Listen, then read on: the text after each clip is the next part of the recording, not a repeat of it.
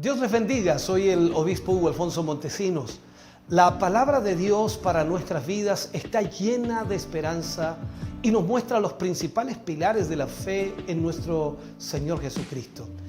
Te invito a ver con mucha atención el siguiente mensaje. Esperamos que esta palabra pueda bendecir y fortalecer tu vida. Te invito a ver el mensaje de Dios. Libro de Isaías en el capítulo 58, versículo 1 al 7. Vamos a tomar este pasaje para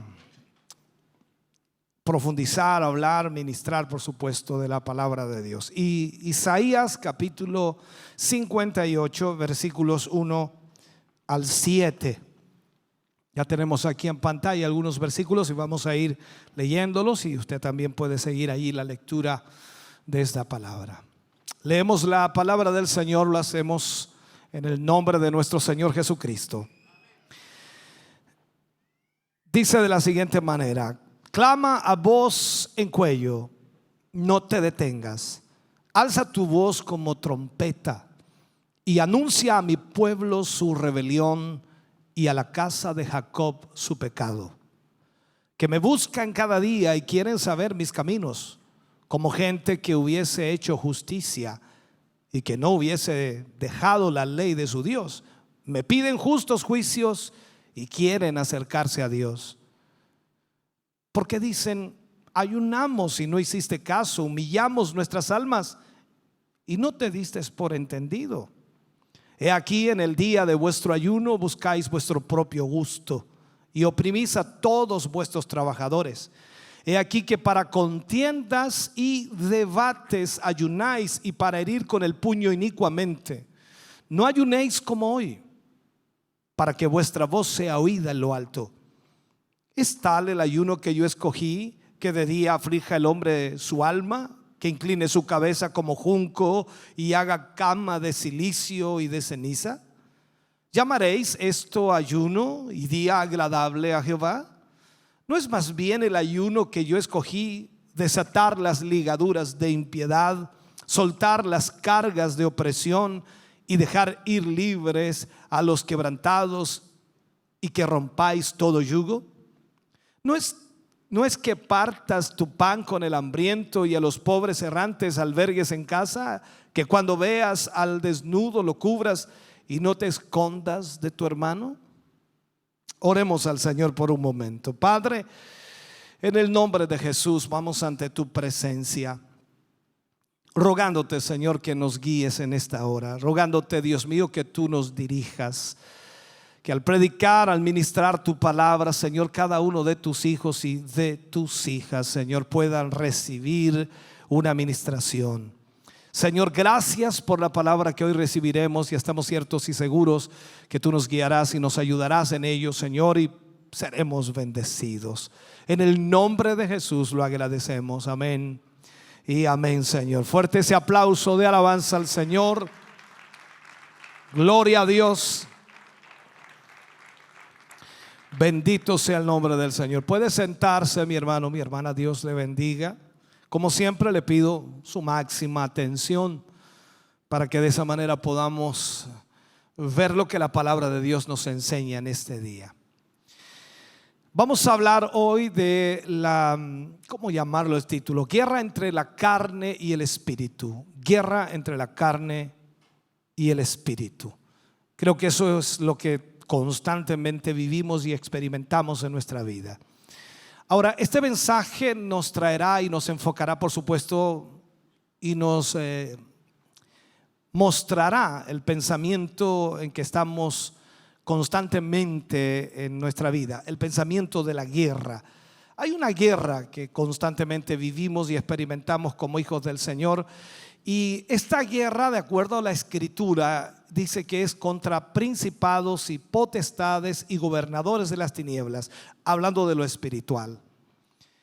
Y entenderemos, por supuesto, a través de este punto, de este mensaje, que cualquier cosa que suceda, cualquier cosa que hagamos, va a ser hecha a pesar del diablo y a pesar de la carne. Y no va a ser por causa del enemigo. En esto debemos entender que el poder de Dios y la autoridad de Dios está sobre cada creyente, sobre cada hijo de Dios. Y cuando cada uno de nosotros, a pesar de tener una lucha y tener una guerra constante espiritual, cedemos a lo que es la voluntad de Dios y vivimos de acuerdo al propósito de Dios, entonces Él nos da la victoria en aquellas áreas que necesitamos. Cuando miramos estos versículos que acabamos de leer, para algunos un poco extraños, pero son muy importantes cuando lo analizamos profundamente. En los 5 primeros versículos de este capítulo, el profeta Isaías le habla a Israel y de alguna manera penetra en un área que ha causado más confusión y ha inspirado más preguntas que quizás cualquier otro tema bíblico. Lo primero que marca allí el profeta Isaías es que el pueblo aquí, de quien Dios por supuesto confirma que le buscan a diario, lo primero marca eso.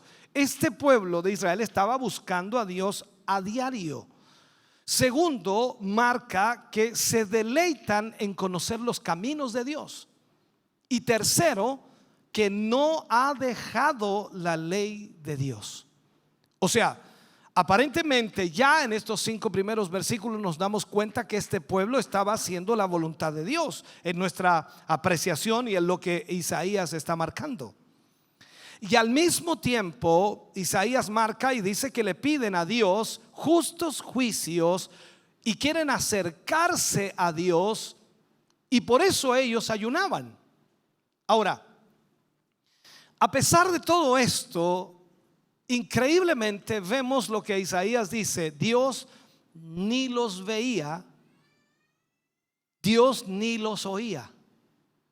Entonces aquí es donde crea la confusión. ¿Cómo es posible que este pueblo, que como ya dijimos, estaba, en otras palabras, confirmando que buscaba a Dios, que se deleitaba en conocer los caminos de Dios, y aún más no había dejado la ley de Dios, pidiéndole justos juicios a Dios, ayunaban para ello, pero a pesar de todo eso Dios ni los oía ni los veía? Aquí vemos entonces y comenzamos a analizar y a preguntarnos por qué.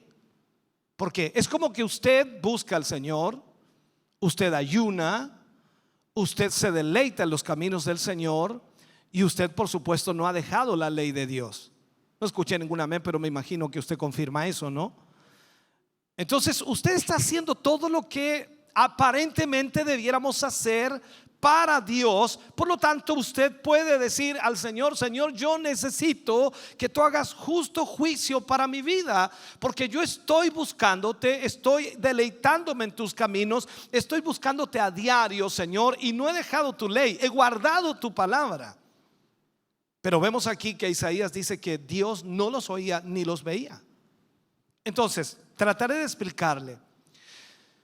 Cuando vemos aquí la frase hacer caso, porque eso es lo que la frase que pone Isaías en uno de los versículos, Dios no les hacía caso, quiere decir en realidad, cuando vamos buscando la interpretación correcta, es que en realidad estas personas no conocían a Dios. Habla de conocer a Dios. Uno de los problemas que tiene la iglesia cristiana hoy, hablo en general, es que no conoce a Dios. Hace cosas que todo creyente debe hacer, se deleita en cosas que todo creyente debe deleitarse, y aparentemente guarda todos los preceptos o conceptos de lo que es la ley de Dios, y aparentemente ellos están viviendo para Dios, pero lamentablemente no conocen a Dios. Por todo esto, entonces, Dios tampoco conocía a este pueblo. ¿Por qué? La respuesta de Dios es clara en los versículos 3 al 5. Allí encontramos la respuesta. Y Dios dice a través de Isaías: ¿por qué dices ayunamos y no hiciste caso? ¿Humillamos nuestras almas y no te diste por entendido? He aquí que en el día de vuestro ayuno, aquí es la respuesta de Dios, he aquí que en el día de vuestro ayuno buscáis vuestro propio gusto y oprimís a todos vuestros trabajadores, y he aquí que para contiendas y debates ayunáis, y para herir con el puño inicuamente. No ayunéis como hoy, para que vuestra voz sea oída en lo alto. O sea, veamos esto. El motivo por el cual este pueblo ayunaba estaba completamente fuera de la armonía con Dios. El motivo por el cual este pueblo hacía lo que hacía estaba totalmente fuera de la armonía con Dios. Esto podríamos llamarle que era una actitud religiosa. Toda su actitud era religiosa. Ahora, ¿qué era lo que Dios ordena en realidad? Dios ordena que nosotros le busquemos, y más aún la escritura dice que Él busca adoradores que le adoren en espíritu y en verdad, que sean conocedores de lo que están haciendo. Usted no puede adorar a Dios porque ve a otros a levantar sus manos, aplaudir, cantar, cerrar sus ojos y hacer una mueca espiritual, por decirlo así, para dar a entender que usted también está en esa posición. Usted no puede hacer eso.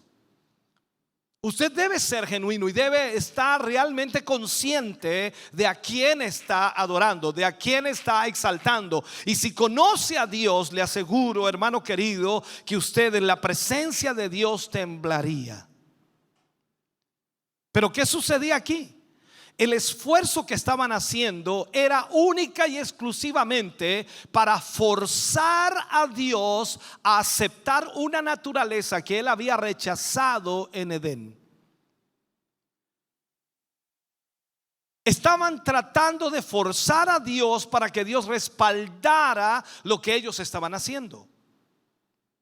Muchas veces en la vida cristiana he conversado con muchos hermanos y recuerdo siendo muy joven, uno de los hermanos que nos guiaba en la parte espiritual en el grupo de jóvenes en la iglesia donde asistía, recuerdo que él nos planteó: debemos ayunar para que el Señor nos bendiga. Debemos ayunar para que logremos tal o cual cosa y el Señor pueda respaldar eso. Recuerdo muy claramente que él lo planteaba así, y no era tan solo él, sino la mayor parte de la gente lo decía de esa manera. Y quizás usted también tiene el mismo concepto. Debemos ayunar para que el Señor sane. Debemos ayunar para que el Señor supla. Debemos ayunar para que el Señor abra puertas.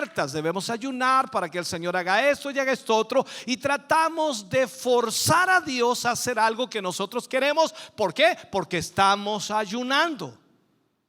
Ojalá me sigan esto. ¿Está mal ayunar? No, no está mal, ya se lo aclararé. Pero lo que hacía este pueblo era un esfuerzo para forzar a Dios a aceptar esa naturaleza que él había rechazado, como dije, en el Edén, porque estaban en la carne, no estaban en el Espíritu de Dios, no estaban bajo la voluntad de Dios, sino bajo la carne. Recordemos esto: en la caída, cuando el hombre cae, hablando de Adán, el espíritu del hombre fue tan profanado que se hundió en la sujeción del alma, se volvió un ser almático en vez de ser un ser del espíritu. El hombre vino a ser una criatura plenamente diferente o completamente diferente de lo que Dios había creado. El orden y la función de su vida fueron cambiadas totalmente.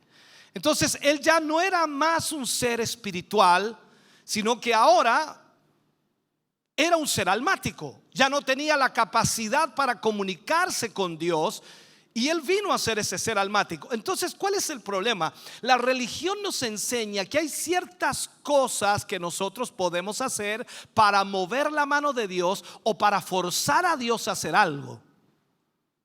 Y usted debe conocer a Dios. Lo que usted necesita es conocer a Dios, porque cuando conozca a Dios, entonces usted sabrá cómo agradar a Dios. Dice la escritura que sin fe es imposible agradar a Dios. Pues todo aquel que se acerca a Dios debe primero creer que le hay, que existe, y que Él es galardonador de los que le buscan. O sea, si usted busca a Dios de acuerdo al propósito de Dios, entonces Dios le va a galardonar. O sea, Dios va a hacer con usted lo que Él quiere hacer. No es que Dios, porque usted le busca, no es que porque usted hace lo que Dios está pidiendo, Dios va a hacer lo que usted quiere, sino Dios va a hacer su voluntad en usted. Ahora, veamos esto. Cuando el hombre pierde esta vida espiritual en su caída y pasa a ser un ser almático, pasa a ser gobernado enteramente por los deseos de la carne. Y esa lucha la tenemos todos los días, los deseos de la carne. ¿Qué es lo que deseamos? ¿Qué es lo que anhelamos? Como tal, entonces, ¿qué es lo que hace Dios? Dios lo sacó del huerto, todos sabemos la historia, para que el hombre no tomara del árbol de la vida. Entonces lo saca del huerto, pone ángeles allí con espadas para que no pueda entrar el hombre. El huerto pasa a ser el símbolo de su presencia. Allí estaba la presencia de Dios. Recuerde que la Biblia dice que el Señor se paseaba por el huerto cada mañana. Por lo tanto, el huerto pasa a ser el símbolo de la presencia de Dios. Entonces, cuando Dios saca a Adán por haber caído, por haberse transformado de un ser espiritual a un ser almático, lo saca del huerto, lo saca de su presencia. El hombre carnal no puede estar en presencia de Dios. La misma palabra nos dice que el hombre carnal no puede discernir las cosas del espíritu. Esta es una realidad. Entonces entendamos, cuando Dios saca a Adán del huerto, impidiéndole entrar nuevamente, Él está diciendo: tu género nunca más podrá volver a mi presencia. La carne nunca más podrá estar en mi presencia. Ahora, desde aquel día hasta el presente, esa naturaleza ha intentado obligar a Dios a aceptarlo o aceptar esa naturaleza. Esa es la lucha que existe hoy día en la religión.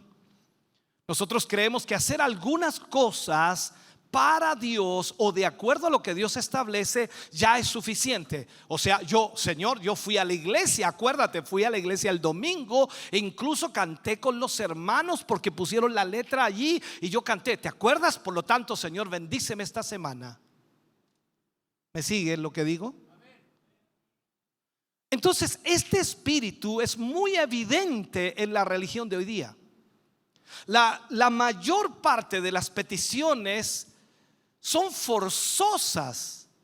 La mayor parte de las peticiones, incluso de ofrendas, son un intento de forzar a Dios a respaldar. Y lo hablo en el aspecto del liderazgo también, porque hay muchos líderes que hoy día piden ofrenda a su congregación, a su iglesia, y tratan de forzar a Dios a respaldar aquello en lo cual Dios no tiene ningún interés. ¿Por qué lo digo de esta manera? Porque vemos hoy día en el ambiente cristiano evangélico mucha prosperidad, y lógicamente yo estoy de acuerdo que la palabra de Dios habla de prosperidad. Dios puede prosperar, pero Dios no hace trueques. Esto no es como nosotros pensamos humanamente. No es que tú traes algo y Dios te da algo. No, tú traes porque Dios te ha dado. Y eso es el fundamento esencial. Yo confío en Dios, creo en Dios y lógicamente hago de acuerdo a la palabra de Dios. Ahora, cuando nosotros pedimos algo a Dios, lo hacemos en base a lo que ya hemos hecho o lo que vamos a hacer. Se fija que siempre nos comprometemos: Señor, si tú me das esto, yo hago tal cosa. Uno de los problemas de la religión es ese. Usted y yo hemos recibido ya lo máximo. Usted y yo íbamos camino al infierno y el Señor nos rescató. Más aún, el Señor nos perdonó de nuestros pecados. Él nos lavó con su sangre preciosa, con ese sacrificio que hizo en la cruz. Y usted y yo hoy somos salvos. Entonces tenemos el regalo más grande que alguien pueda recibir. No hay más que esperar. O sea, lo que pueda venir o no pueda suceder, no importa, pero ya somos salvos. Somos hijos de Dios, redimidos por la sangre del Cordero. Por lo tanto, ahora lo único que nos resta es agradar al Señor. Vamos a hacer memoria un poco en la Biblia. Recordemos que en el principio los hombres reciben la orden de Dios de multiplicarse y de llenar la tierra. Multiplíquense y llenen la tierra, parafraseando los versículos. Pero ¿qué hicieron ellos? Recordemos allí en la Torre de Babel. Ellos se establecieron en una llanura y comenzaron a edificar una torre. Comenzaron a edificar en sí una ciudad. Y de esa manera edificaron una torre. Y de ahí mismo quisieron que Dios respaldara aquello, cuando Dios les había dicho que se multiplicaran y llenaran la tierra. Entonces aquí es donde vemos que muchas peticiones que nosotros hacemos ante Dios, peticiones de dinero, peticiones de cubrir necesidades, o peticiones de casa, de auto, de trabajo, de familia, qué sé yo, muchas veces estamos tratando solamente de forzar a Dios por lo que estamos haciendo religiosamente. Ahora, cuando hablamos de esta Torre de Babel, lo que ellos querían hacer primero era lógicamente edificar algo que llegara al cielo, para también hacerse de un nombre, para que de alguna forma ellos pudieran ser famosos y conocidos. Ese espíritu está en todo ser humano. Todos quieren ser famosos, todos quieren ser grandes, todos quieren ser conocidos. Y esa lucha que está allí constantemente, solo el Espíritu Santo puede eliminarla. Y ellos trataron allí de hacerse de un nombre. Pero vemos lo que pasó. Dios no respaldó aquello. Dios descendió, confundió sus lenguas y tuvieron que cesar en la construcción de esa Torre de Babel. Si hoy vemos y lo llevamos a nuestro tiempo y lo aplicamos, hoy día se construyen muchas torres de Babel.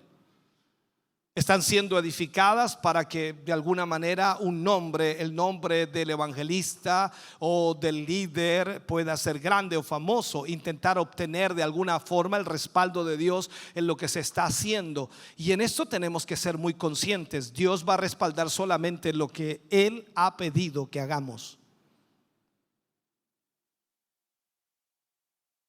Cuando vemos lo de la Torre de Babel, en la respuesta que ellos esperaban, Dios mostró de alguna manera que si vamos a ser escuchados, tenemos que darle un golpe mortal a esa naturaleza que por supuesto es enemiga de la justicia, la naturaleza de la carne.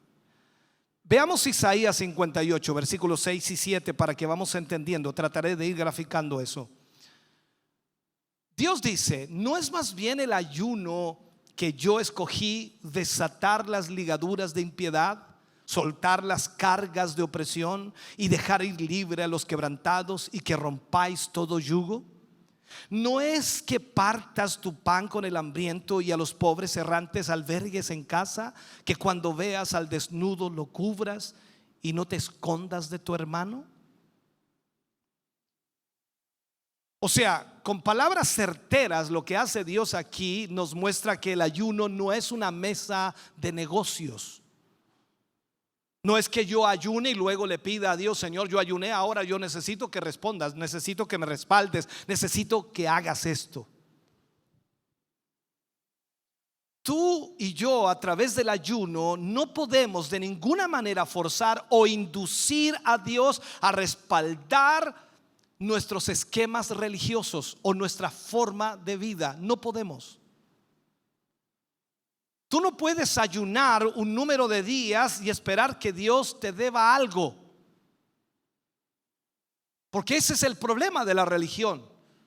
Si oramos unas par de horas, ya Dios está en deuda conmigo. Si ayuno unos par de días, Dios está en deuda conmigo. Yo no sé por qué no me ha respondido Él si yo ayuné.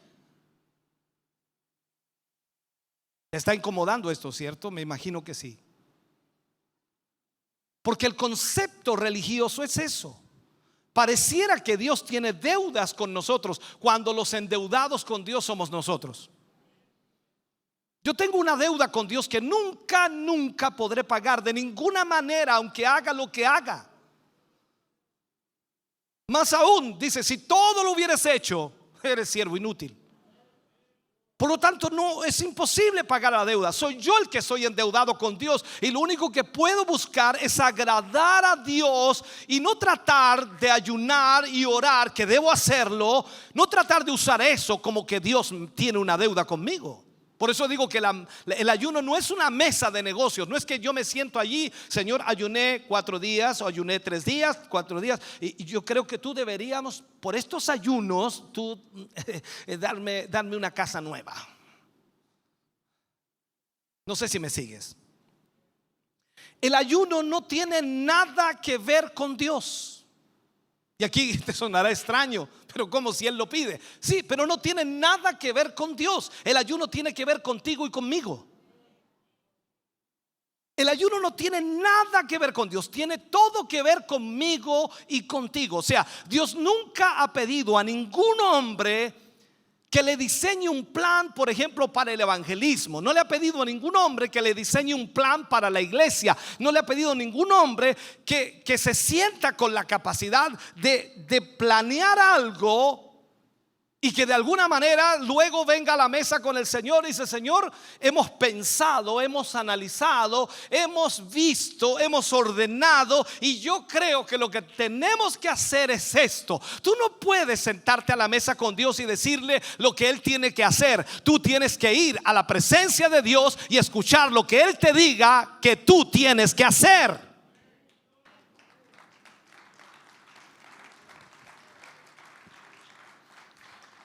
Jesús dijo una frase que quizás no la entendamos totalmente. Dice: levantad mi nombre y yo los traeré a vosotros. Eso es lo que Jesús dijo. Levantad mi nombre y los traeré a mí mismo. Podríamos usar esa palabra. O sea, Pablo pone de esta forma en Gálatas 1:15 y 16. Solamente tomaré la frase. Dice: agradó a Dios revelar a su Hijo en mí. Agradó a Dios revelar a su Hijo en mí. ¿Qué tanto conoces a Dios? ¿Qué tan grande es Dios para ti? ¿Cuál es la relación que tienes con ese Dios? El trabajo de la iglesia, hermano querido, es ser el vehículo a través, o el instrumento a través del cual Cristo es expresado. Y si Jesús es visto, escúcheme bien, en esta iglesia y en cualquier iglesia, entonces los pecadores serán salvos. Esa es la clave de todo. Levantad mi nombre. ¿El nombre de quién tenemos que levantar? De Jesús. Él es nuestro Rey, Él es nuestro Señor, Él es el que nos salvó, el que nos redimió. Por lo tanto, estamos aquí para magnificar el nombre del Señor. Tú no estás aquí para aplaudir al grupo, ni al predicador, ni tampoco a alguien que tenga que hacer algo sobre el altar. Tú estás aquí para aplaudir al Rey de Reyes y Señor de Señores. Él es el que merece toda honra. Y cuando levantamos su nombre, los pecadores vendrán y se convertirán a Cristo, porque serán salvos a través de Cristo Jesús. ¿Sabes tú que en las reuniones religiosas de hoy se tiene mucha dificultad para ver a Jesús? Se tiene mucha dificultad.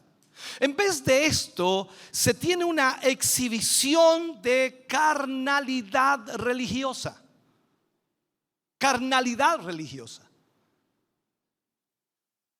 La gente viene a esos servicios por la misma razón que van a ver a las superestrellas mundanas, o a cualquier cantante, o a cualquier persona importante del mundo. Lo decía en uno de los mensajes que predicaba. ¿Recuerdas que la gente hoy día se saca selfies con la gente importante? Gracias a Dios yo no soy importante, nadie se saca selfie conmigo, así que estoy bien. Pero cuando viene algún predicador o encuentras algún predicador importante, tú te sacas selfies con él y dices: mira con quién estuve, ¡wow! ¡Qué tremendo! Tengo una foto con Gigi Ávila. Y uno dice: este orará y ayunará como Gigi Ávila. No es eso. La gente es religiosa, tiene ese problema. Criticamos a la Iglesia Católica porque tiene ídolos e imágenes y nosotros estamos llenos también de eso mismo. Este es un problema serio. Entonces, en vez de Cristo, la iglesia ha producido celebridades religiosas y el resultado es de destrucción, porque al final la gente no viene a adorar al Señor. Estábamos organizando nuestro aniversario y dentro de eso quería invitar a una hermana para que cantara con nosotros, y en realidad estábamos haciéndolo más tranquilo, y de pronto en una de mis oraciones el Señor me ministra y me dice: ¿y por qué la necesitas? ¿Necesitas que esté, que cante? ¿Va a ser algo diferente? Yo dije: Señor, es que ya hablé con ella. Y días después me escribe, me llama y me dice que no puede venir porque está enferma. Ok, yo dije: Señor, gracias. Gracias. Porque ¿a quién necesitamos? Solo a Cristo.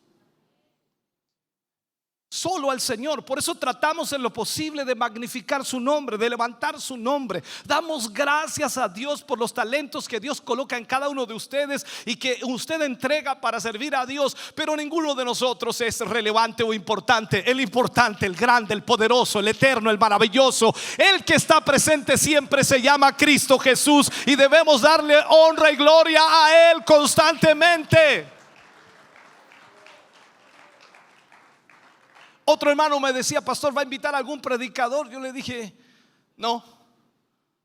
¿Y quién va a predicar? El que tenga la palabra.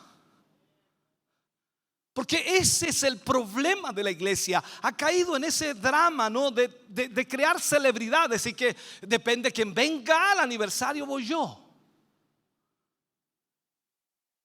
¿Y si solo estuviera Cristo? ¿Y si solo estuviera Él? ¿Vendrías? Por eso digo que en vez de Cristo, la iglesia ha producido celebridades religiosas, y el resultado, hermano querido, es espantoso. Ahora, hemos venido a ser en este tiempo la sociedad más decadente sobre la tierra. La sociedad más decadente, y usted lo ve en todo lo que está pasando en el mundo entero con todo esto de la inmoralidad que existe. No necesito dar detalles, usted ya sabe a todo lo que me refiero. La sociedad más decadente sobre la tierra. Al mismo tiempo estamos en medio de la mayor explosión religiosa que jamás haya vivido el mundo. Y es increíble. Entonces pensemos en esto. Dios ha escogido el ayuno, volviendo al tema, de acuerdo a Isaías, primero para romper el yugo de la naturaleza carnal. Por eso dije hace rato atrás que el ayuno no tiene nada que ver con Dios, tiene mucho que ver con nosotros, porque el ayuno fue escogido por Dios para romper, vuelvo a decirlo, el yugo de la naturaleza carnal y dejar libre al hombre espiritual.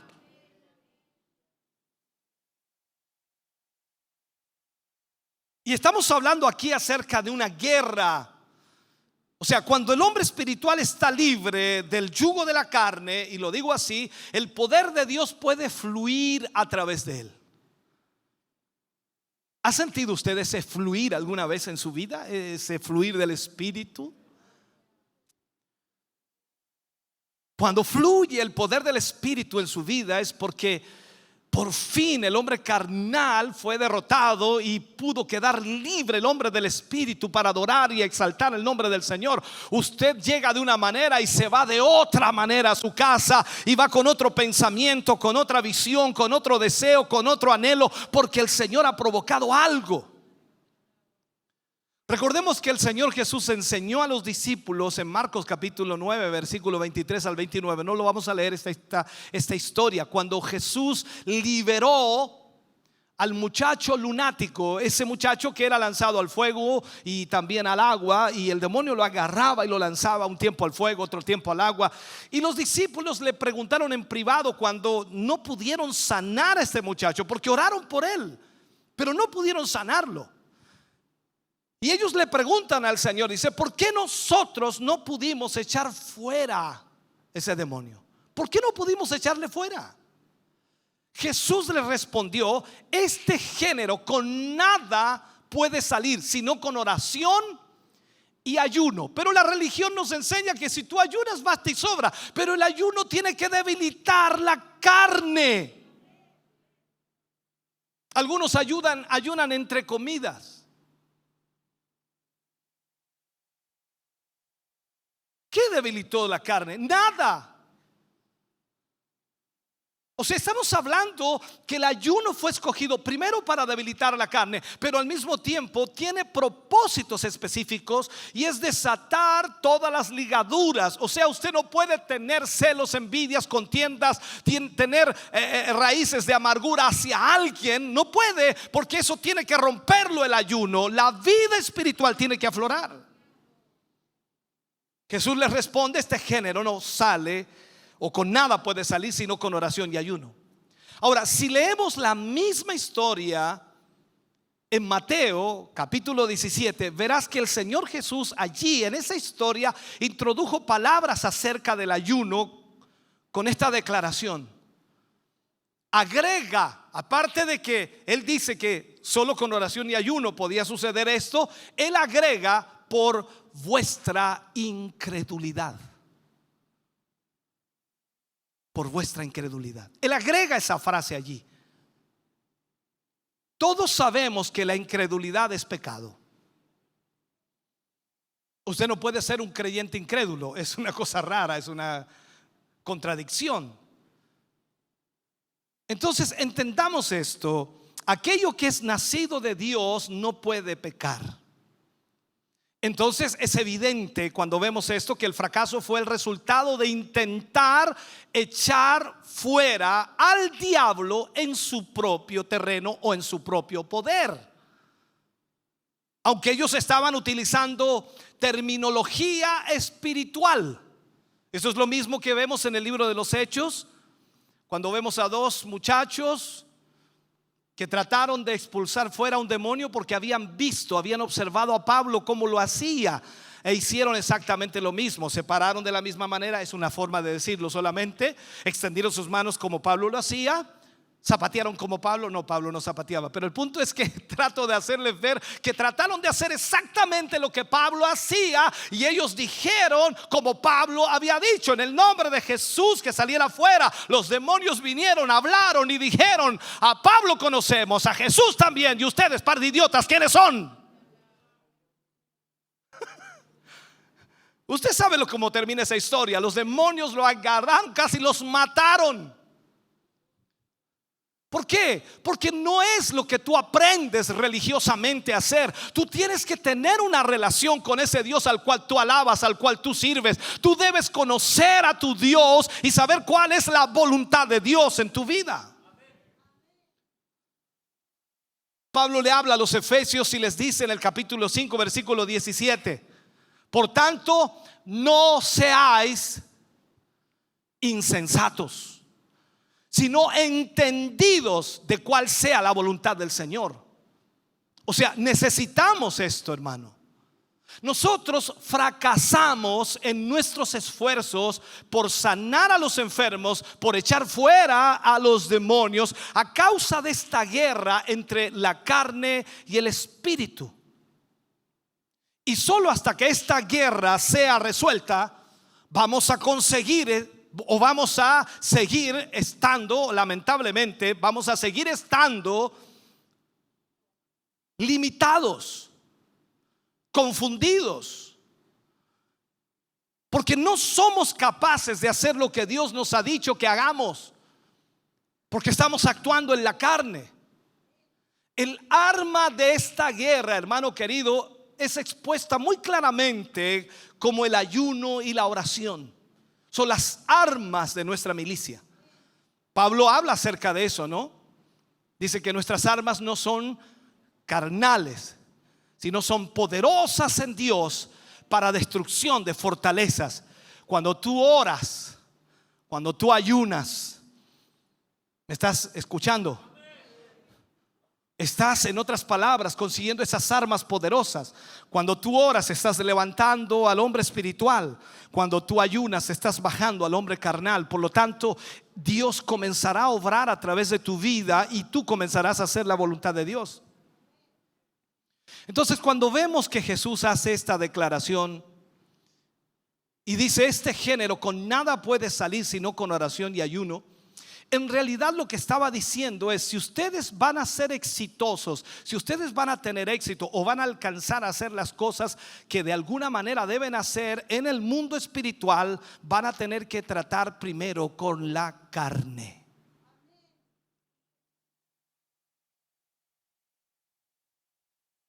Van a tener que tratar con la carne. Cuando oramos, levantamos el espíritu. Cuando ayunamos, bajamos la carne. Solo esto es la clave para ganar esta guerra. Por eso cuando tú dices: yo voy a la iglesia, ¿y qué sacas con venir a la iglesia? Si no estás orando, no estás ayunando, con razón sigues luchando. Vienes aquí, lloras un poco, tiras unas lágrimas de cocodrilo y luego te vas a vivir tu propia vida, a hacer lo que tú quieres. Y como viniste a la iglesia, ahora le dices: Señor, recuerda que yo fui el domingo a la iglesia, tienes que ayudarme en esta semana. El Señor te dice: ¿qué? Tratamos de forzar a Dios a hacer algo por nosotros, cuando en realidad nosotros no estamos haciendo lo que Dios nos pide que hagamos. Tenemos un ejemplo muy vivo de lo que es la guerra entre el espíritu y la carne en la vida del apóstol Pablo. Pablo habla mucho de esto en realidad. En el libro de Romanos capítulo 7 versículo 15 al 24, mira lo que dice Pablo aquí.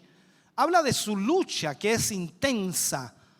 Y él dice: porque lo que hago no lo entiendo, pues no hago lo que quiero, sino lo que aborrezco, eso hago. Y si lo que no quiero, esto hago, apruebo que la ley es buena. De manera que ya no soy yo quien hace aquello, sino el pecado que mora en mí. Y yo sé que en mí, esto es, en mi carne, no mora el bien. Porque el querer el bien está en mí, pero no era hacerlo. Porque no hago el bien que quiero, sino el mal que no quiero, eso hago. Y si hago lo que no quiero, ya no lo hago yo, sino el pecado que mora en mí. Así que, queriendo yo hacer el bien, observe lo que dice aquí: hallo esta ley, que el mal está en mí, porque según el hombre interior me deleito en la ley de Dios, pero veo otra ley en mis miembros que se revela contra la ley de mi mente y que me lleva cautivo a la ley del pecado que está en mis miembros. Y él dice: miserable de mí, ¿quién me librará de este cuerpo de muerte? ¿No se ha sentido miserable usted? ¿Cuántas veces nos hemos sentido miserables? Ahora, existen muchos que no creen, ¿cómo decirlo? Que no creen que exista la vieja naturaleza. No creen. No creen lo que el apóstol Pablo enseña. Y ellos dicen que en realidad Pablo está hablando aquí porque Pablo no era salvo, porque tenía esta lucha.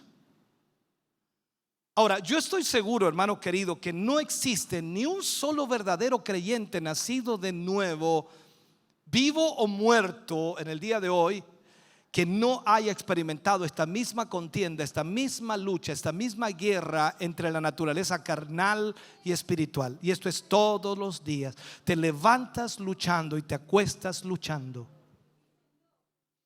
Siempre lo he enseñado, causa risa cuando lo digo, pero es verdad. A nadie le cuesta hacer el mal, nos cuesta hacer el bien.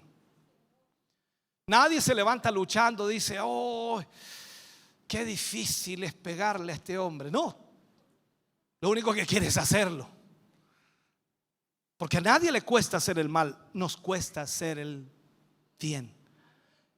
Y esta lucha es constantemente. Entonces, vencer este cuerpo de muerte, como Pablo le llamó, esa vieja naturaleza adámica que se rebeló en contra de Dios, es todo lo que implica la santificación. Cuando hablamos de santificación, es vencer los deseos de la carne. Un escritor llamado Adam Clarke, en su muy hábil comentario, tiene algo bien especial. Él lo pone así y habla acerca de este versículo 24 que Pablo habla. El apóstol Pablo, cuando al usar el término cuerpo de muerte, él alude, por supuesto, a una de las formas que los romanos tenían para poner a un hombre a muerte. O sea, cuando un hombre era sentenciado a muerte por haber dado muerte a otro hombre, los romanos lo que hacían era agarrar el cadáver de ese hombre del cual él había matado y lo amarraban a su espalda.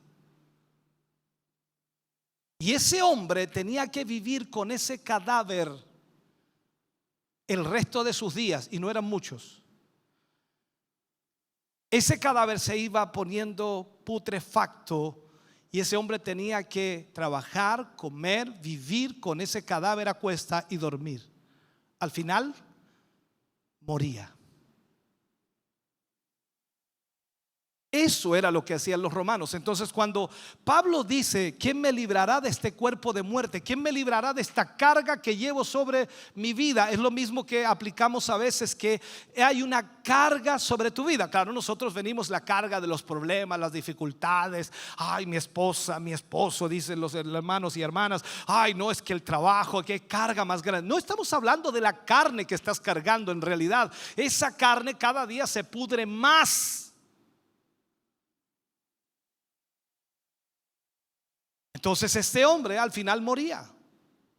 Entonces, al usar esto, Pablo está diciendo que lo que era este cadáver al humano, en el caso de los romanos cuando sentenciaban a una persona a muerte, es la naturaleza carnal al hombre espiritual. O sea, nosotros estamos cargando con un cuerpo sobre nuestra vida que es carnal y se está pudriendo por su pecado. Recuerde que el pecado también es simbolizado en uno de los pasajes de la Biblia como la lepra. La lepra es similar al pecado y el pecado es similar a la lepra. Y la lepra va pudriendo la carne y se va cayendo en pedazos. Eso es lo que estamos tratando de enfocarle. Por lo tanto, cargamos en nuestra vida con esa carne. La guerra entre la carne y el espíritu es vista a lo largo de toda la escritura, desde Génesis hasta Apocalipsis, y se muestra en la primera causa de, no sé cómo llamarle, ¿no?, ineficacia de la iglesia. Ese es el problema. La primera causa de ineficacia de la iglesia es el problema de la carne. ¿Por qué la iglesia no es eficaz hoy? ¿Por qué la iglesia no está haciendo lo que debe hacer? ¿Por qué no estamos viendo lo que Dios dice que debemos ver? Porque la iglesia está viviendo en la carne. La escritura dice en una frase: tener la mente carnal es muerte.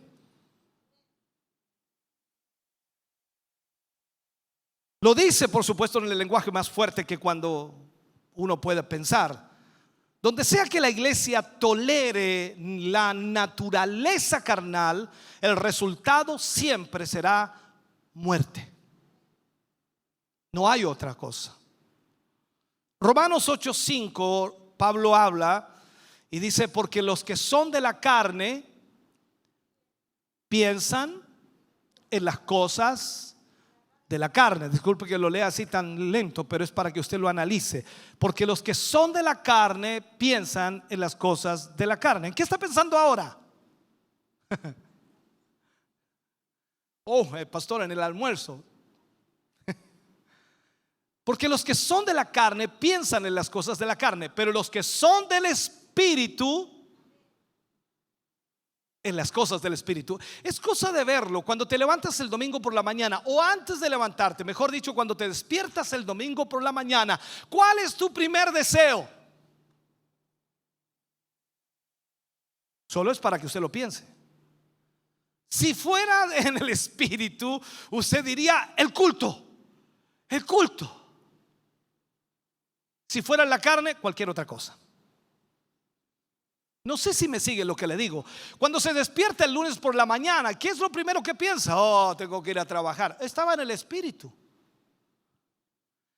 Quiero que entienda esto, es una lucha constante. Ahora, esta es la piedra de tope de la realidad, la piedra de choque que tenemos en nuestra vida.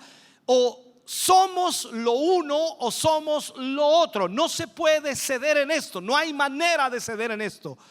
La alegoría de los hijos de Abraham, cuando vamos a la Biblia y vemos lo que sucedió en la vida de Abraham, nos demuestra que nunca puede haber tregua entre dos naturalezas.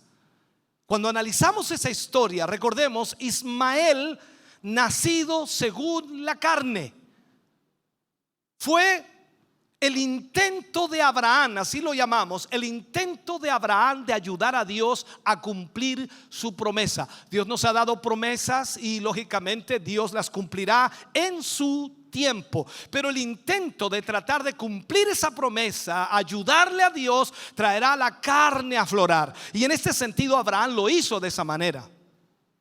Ismael, nacido, vuelvo a repetir, según la carne. Dios había prometido a Abraham un hijo, todos sabemos la historia. Cuando llamó Dios a Abraham, le prometió un hijo y le prometió una simiente tremendamente grande.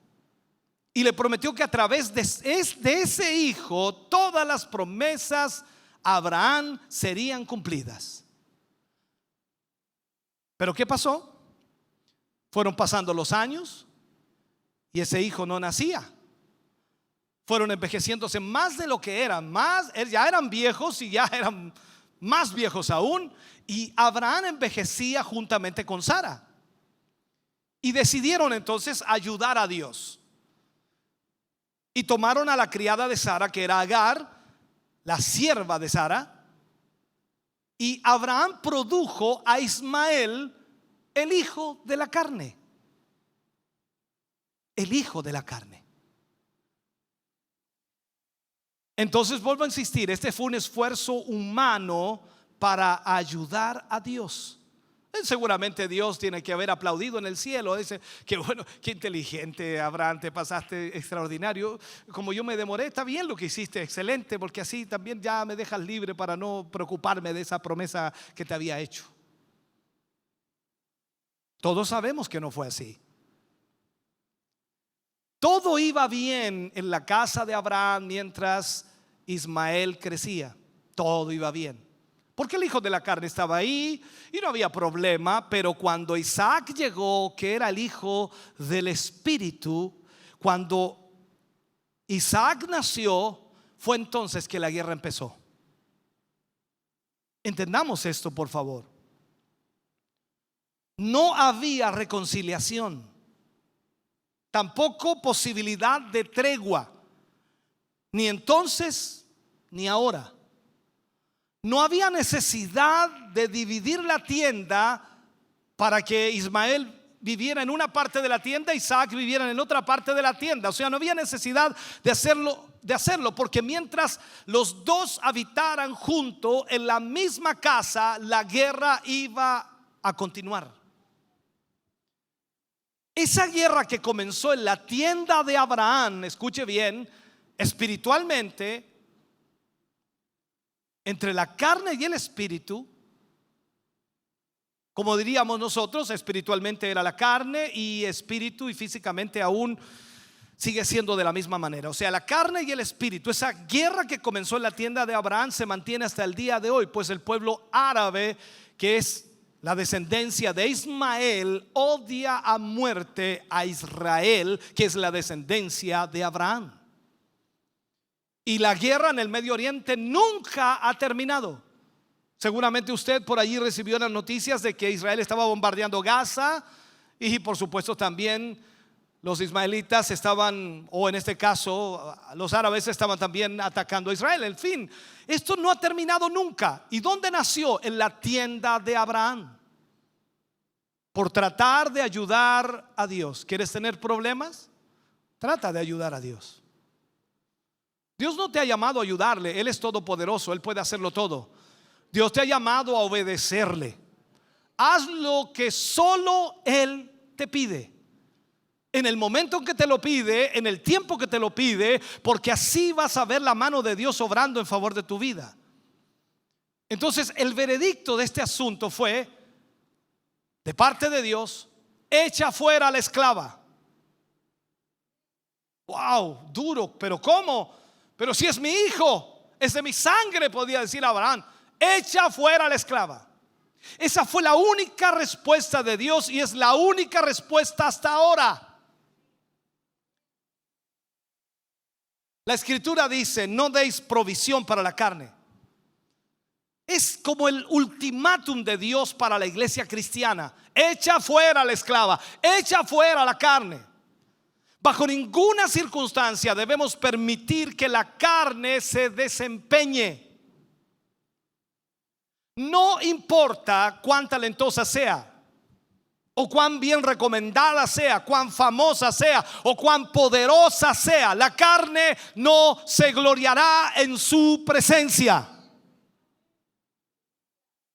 Recordemos lo que Pablo le escribe a los Gálatas, capítulo 3, versículo 3. Les dice: ¿tan necios sois? Habiendo comenzado por el Espíritu, ¿ahora vais a acabar en la carne? Entendamos esto: Satanás es un destructor. Él sabe que todo intento de producir una obra espiritual a través de la carne es una abominación para Dios. Por lo tanto, Satanás utiliza todo medio posible para forzar esa naturaleza dentro de la verdadera iglesia de Dios, para que la carne aflore, para que la carne gobierne, para que la carne predomine.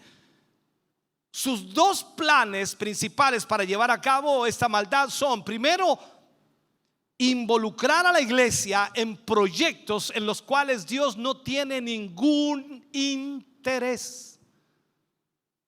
Ningún interés.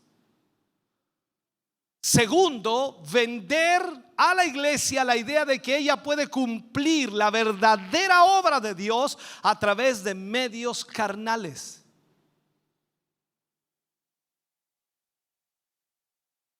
Vamos al primer plan.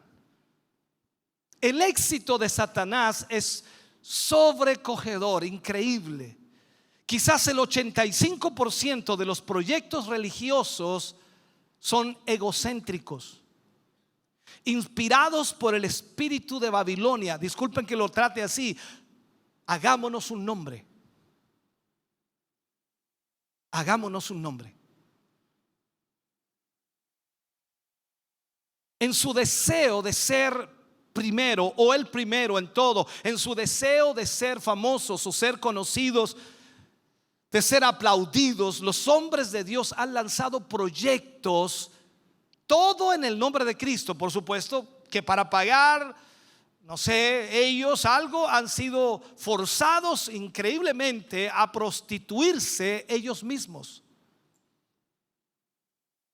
Iglesias que se han comprometido con partidos políticos, pastores que se han comprometido con partidos políticos con tal de recibir la ayuda que necesitan para salir de su atochadero económico. No importa lo que tengamos que hacer con tal de que la obra permanezca en pie. No.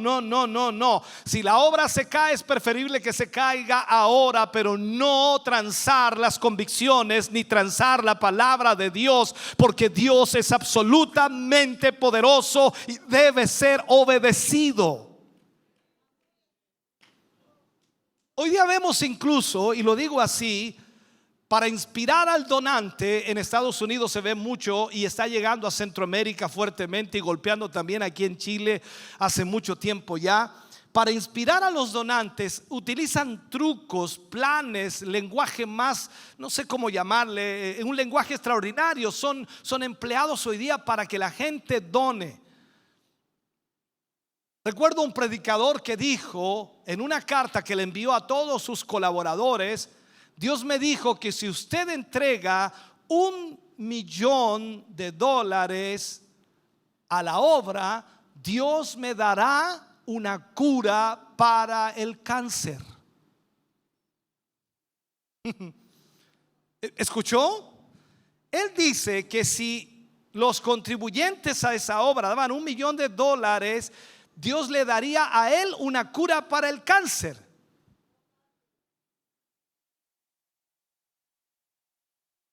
Esa carta lo que está diciendo en realidad es, primero, que Dios puede ser comprado o sobornado. ¿Me está escuchando? Además es absurdo lo que dice el predicador. ¿Por qué? Porque Dios ya creó la cura para el cáncer. ¿Usted sabe cuál es? ¿No? Se llama Jesús. Esa es la cura del cáncer. Todo hombre y mujer que pueda estar sufriendo con el cáncer, Jesús puede libertarlo, Jesús puede sanarlo. Para Él no hay nada imposible. La Biblia dice: por sus llagas fuimos curados.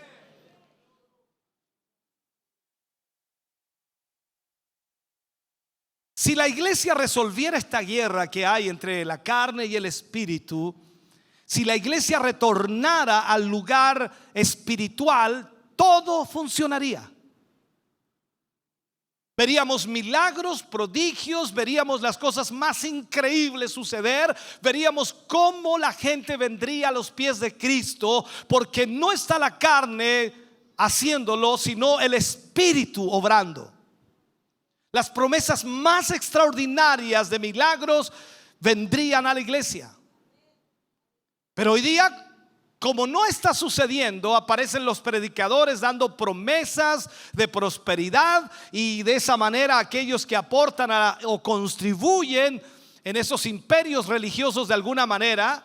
Tú pensarías que cuando la prosperidad, por supuesto, llega a una iglesia, dice: no, estamos muy bien. Pero escúchame bien, ¿cuántos predicadores hoy hacen lo que pueden para recibir apoyo? Escúchame, si tú deseas apoyar una obra de Dios, debes hacerlo con convicción, debes hacerlo con certeza. No tienes que hacerlo porque los demás los hacen, debes hacerlo porque tienes una comunión con Dios. Dios te dirá qué dar y cuánto dar, porque Dios es absolutamente dueño de todas las cosas. Dios sabe cómo debes hacerlo. No necesitas que el predicador te diga de arriba cuánto debes dar, porque Dios te hincará en el corazón para hacerlo, porque tú eres guiado por el Espíritu y no por la carne. Tú no vas a dar dinero para que luego te pongan en un lugar de, no sé, de pleitesía y te pongan un poquito de viento. Tú no lo harás por eso, tú lo harás porque amas al Dios que te salvó, que te redimió y que te perdonó de tus pecados, y lo vas a hacer en el Espíritu y no en la carne.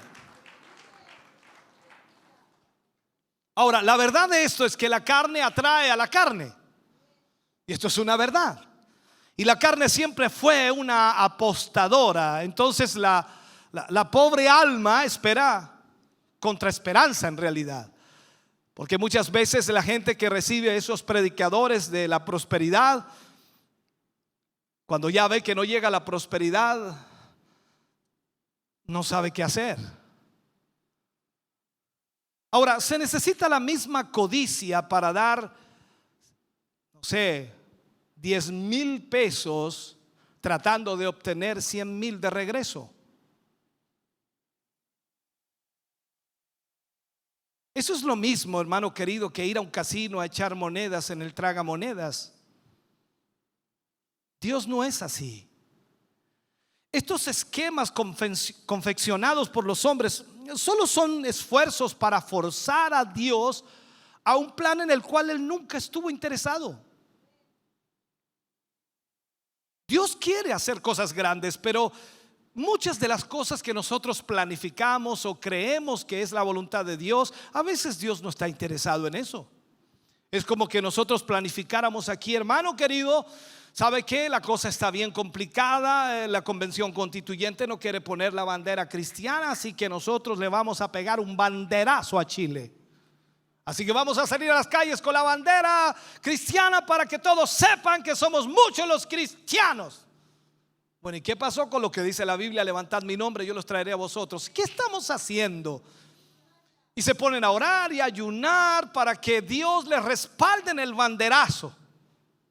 El Señor les va a sacar la bandera y con el palo le va a dar un... Ahora, Dios nunca está interesado en algo que Él no ha dicho. Ahora, eso es lo que encontramos, por supuesto, en Isaías 58, en cierta manera lo que estamos analizando. Y de esta guerra, hermano querido, se ve mucho hoy en día. Ahora, hay tanto escrito, me refiero a tantos libros escritos, que es muy popular hoy en día hablar acerca de la guerra espiritual.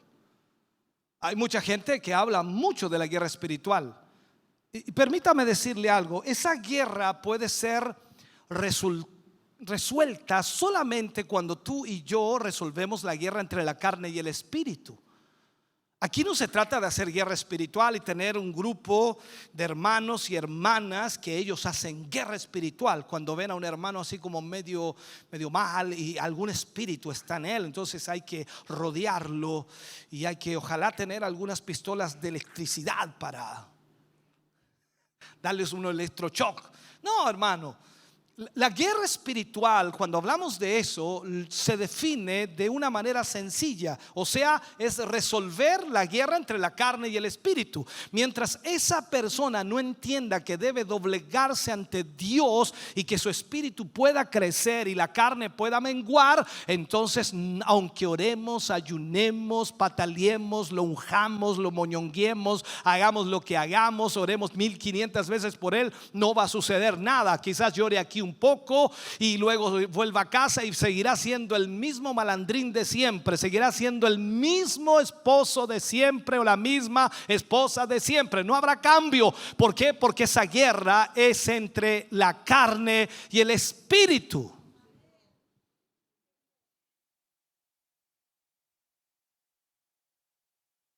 Ahora, no podemos permitir que un cadáver tenga algún tipo de expresión, y lógicamente no se puede. Un cadáver muerto ya no tiene expresión. Pero ¿cuál es el problema acá? El problema es que la carne está viva y el diablo utiliza a la carne para expresarse. Toma ese lugar. Ahora, la Biblia dice que Satanás vino a Jesús y no halló nada de él en él. No sé si recuerda eso. Los discípulos le dijeron al maestro: Señor, allí viene Satanás. Y él dijo: él no tiene nada de él en mí. Oh, imagínate, hermano querido. Por eso el Señor dice: no deis lugar al diablo. El segundo plan de Satanás ha sido casi tan exitoso como el primero, con una diferencia. Funciona en dirección opuesta al vender a los hombres de Dios un plan carnal para lograr una obra espiritual. Dios quizás realmente ha llamado, no sé cómo plantearlo aquí, Dios ha llamado a la existencia a la obra de Dios, a la iglesia en sí. Y Dios nos ha llamado para que nosotros edifiquemos la iglesia. Dios nos ha dado los parámetros, Dios nos ha dado los lineamientos, Dios nos ha dado sus estatutos, sus principios, sus mandamientos. Pero entonces el diablo le vende al hombre un plan carnal sobre cómo edificar esa iglesia. Ahora, tú ves esto en todo, porque hay una confusión y hay un circo que tenemos hoy día dentro de la iglesia cristiana, un esfuerzo para edificar la iglesia, y el hombre está tratando de hacerlo humanamente. Y Satanás, ¿qué es lo que hace? A través de eso fuerza a Dios a maldecir algunas obras que él ordenó. Dios puede llamarnos a edificar la iglesia, y nosotros comenzamos a edificar la iglesia, y muchas iglesias están haciendo lo que deben hacer, edificar la iglesia. Pero de pronto Satanás viene y envuelve la mente de aquellas iglesias y comienzan ellos a hacerlo en la carne, pensando de que Dios va a respaldar aquello, y al final Dios no lo respalda, sino que lo elimina. Eso es lo que Satanás busca, forzar a Dios a hacer aquello. Su mensaje final, hermano querido, a esa obra Pablo lo plantea de esta manera en Gálatas 6:7. Dice: no os engañéis, Dios no puede ser burlado, porque todo lo que el hombre sembrare, eso también segará. Si sembramos en la carne, segaremos en la carne. Si sembramos en el Espíritu, segaremos en el Espíritu. Finalmente, y ya para ir concluyendo, si puedo terminar, aunque no quiero hacerlo, pero debo hacerlo, la terrible plaga de inmoralidad que ha maldecido hoy día la iglesia y la ha hecho caer en ridículo, ya sea en los periódicos, en la televisión, la información que sale constantemente, es un resultado directo de la introducción o intrusión de la carne. Esa es la palabra, de la intrusión de la carne. Hoy día usted ve a una cantidad de líderes en problemas sexuales, en problemas económicos, en situaciones las cuales no están claras, y lamentablemente la iglesia es pisoteada. Esta carne, esa vieja naturaleza de la cual estamos hablando, ese yo, el orgullo humano, es el cuerpo de Satanás que está obrando allí. Y pareciera fuerte decirlo, pero es la verdad. Ahora, él no puede expresarse a sí mismo sin un cuerpo. Satanás no puede expresarse sin un cuerpo. Él no puede expresarse a sí mismo si no tiene un cuerpo donde poder habitar. Así que cuando nosotros rehusamos, escúcheme bien, hermano querido, rendir nuestros miembros como instrumentos de iniquidad a Satanás, entonces cortamos eso, eliminamos eso, la guerra es resuelta y podemos avanzar en Dios, porque hemos limitado o hemos cortado toda relación con el enemigo. Hay una cantidad de hombres que han sido exitosos en sus esfuerzos religiosos carnales y son vistos hoy día por la iglesia carnal como héroes. Se han engañado a ellos mismos a creer que ellos estaban exentos de la ley moral de Dios. Por eso es que tú ves a una cantidad de predicadores que después de años predicando el evangelio, aparece que estaban en adulterio, que estaban en pecados ocultos y que tenían problemas serios morales. Y tú dices: pero ¿cómo es posible que Dios lo usara igual? La carne puede hacerlo. ¿Sabías tú que el diablo es más bíblico que tú y que yo? Que conoce más Biblia que tú y que yo. Y el problema es ese: no entendemos que esta guerra, si no la cortamos, no la determinamos hoy, en el sentido de que no podemos dar lugar al diablo, que no podemos vivir bajo la carne, sino bajo el Espíritu, vamos a ser destruidos.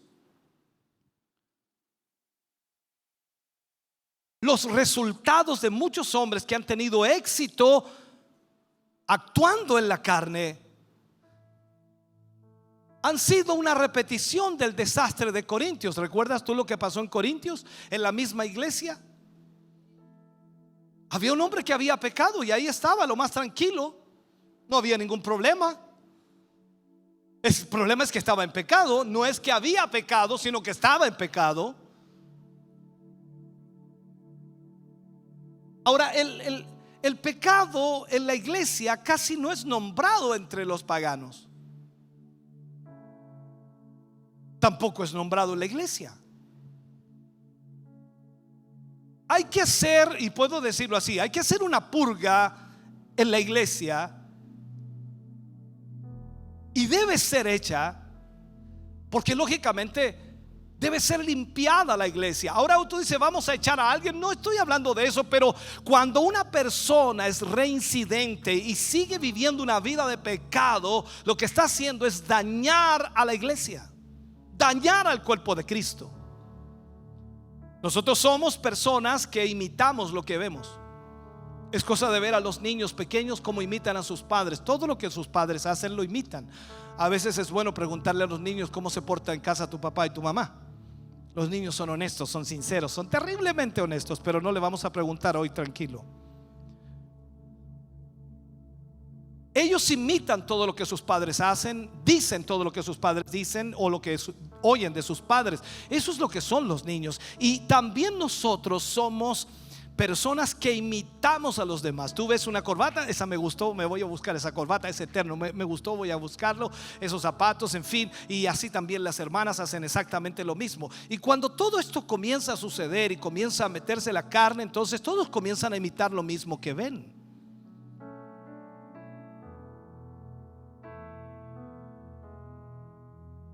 Cuando analizamos esto, en realidad nosotros decimos el diablo es nuestro enemigo. Sí, tenemos razón, la Biblia lo dice, pero al final de cuentas nos damos cuenta que nosotros mismos somos nuestro enemigo, que nos está jalando constantemente. De acuerdo a la Escritura, hermano querido, la iglesia por la cual Cristo volverá será una iglesia, de acuerdo a Efesios 5:27, será una iglesia gloriosa. Mira lo que dice allí Pablo. Una iglesia gloriosa. Ahora, ¿te sientes gloriosa? Una iglesia gloriosa que no tuviese mancha ni arruga. Las manchas en la Escritura están hablando de la carne. Judas 23 dice: aborreciendo aún la ropa contaminada por su carne.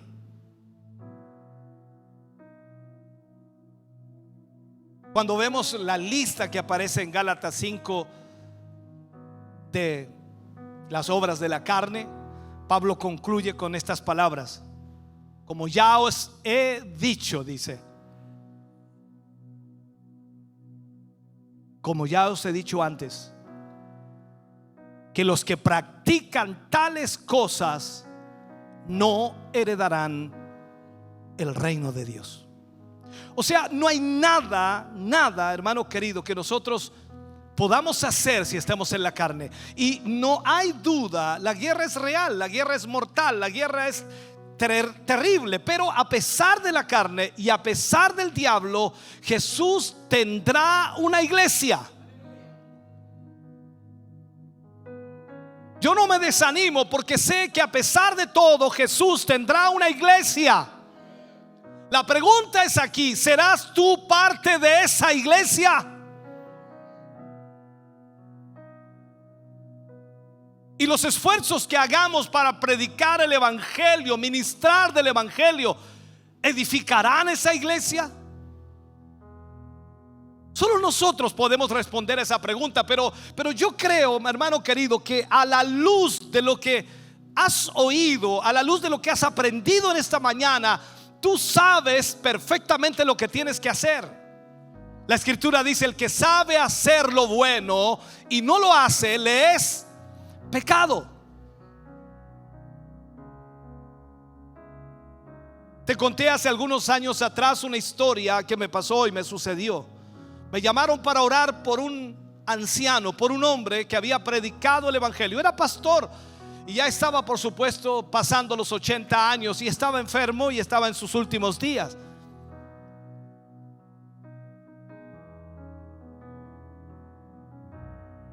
Había predicado el evangelio por más de 60 años esa persona. Y cuando uno lo veía, estaba lleno del Espíritu y estaba por morir. Cuando lo vi allí en esa cama, nunca había visto a una persona con tanto miedo de morir. Nunca había visto tal terror en los ojos de una persona, de un ser humano, porque iba a morir. Oré por él, por supuesto, me habían llamado para que orara por él. Oré por él, regresé a la iglesia, me metí en mi oficina y cerré la puerta con llave. No quería que nadie me interrumpiera, porque yo pensé ¿qué podría estar pasando en la vida de esa persona? Y necesitaba una respuesta de Dios, y comencé a orar pidiéndole a Dios, esperando por una respuesta que Él me diera. Sabes, hermano, apenas me arrodillé allí, le dije a Dios: ¿por qué una persona llena del Espíritu Santo y habiendo predicado el evangelio por más de 60 años teme morir? El Señor no se demoró ni segundos, hermanos, para darme la respuesta.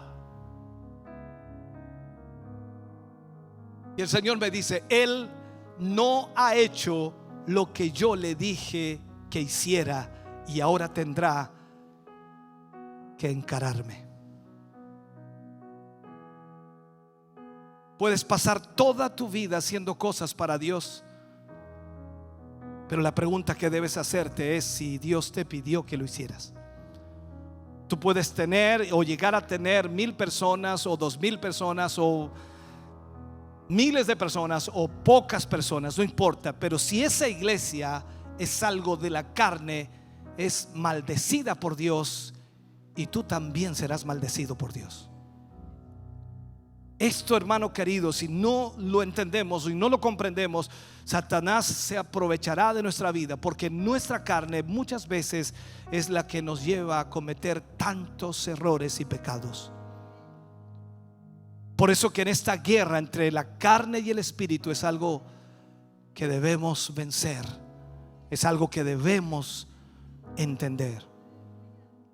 Por eso el Señor Jesús le dijo a sus discípulos: este género no sale sino con oración y ayuno. Póngase de pie, por favor, en esta mañana. Póngase de pie.